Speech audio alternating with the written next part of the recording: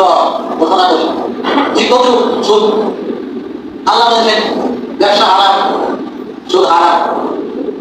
সরকার দিলে সম্পদ বাড়ে, সুদ খাইলে সম্পদ নিশ্চিন্ন হবে। তো তারা বলেন সুদ বেচা কিনা বন্ধ, আল্লাহ বলে না, সে ধ্বংস হবে। আর যে এই কারবারের সাথে জড়িত হবে, লিখবে, চুক্তি করবে, সাক্ষী দিবে, সহযোগিতা করবে, তাদের উপরে আল্লাহ অতি সম্মান অতি শীঘ্র আসবে। এবারে কোরআনের মধ্যে আয়াত আছে ৬,৬০০, এর থেকেও বেশি। প্রত্যেক আয়াতের মধ্যে জ্ঞানের কথা, এরকম কথা আছে কিনা? আমরা কয়টা জানি? শোনাচ্ছি কয়টা শুনছি, একেবারে সকাল শেষে আসি, কবে ঢুকছি, ৩-২ মিনিট দেরি হয়ে গেছে, তাড়াতাড়ি নামাজ পড়াই দিতে পারে না, সকাল আসছি ৫ মিনিট বের করি কানা কি শিখতে টেনশনে আর নাই। আমার থেকে চিন্তা করেন আমার দোকান আছে, ৫ মিনিট লেট হয়ে গেছে, আমি ৫ মিনিট আগে যেতে পারি, অন্তত ১ দিন আরো বেশি গেছে, বেশি টাকা পাই না।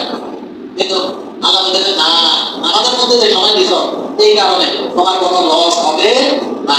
আমার কথাটা কোরআনের কথা, কোরআনে আছে সূরা লুকমান মধ্যে। এই চিন্তা থেকে বেরিয়ে আসার জন্য কোরআনের জ্ঞান নাই, থাকা দরকার। যেহেতু নাই, যেহেতু সালান্ডার, আত্মসমর্পণ, আমি যেহেতু জানি না, আমি অনুমান করবো না, আমি ধারণা করবো না, যে জানে তার থেকে জানবো, তৌফিক দান করে সবাই আমি।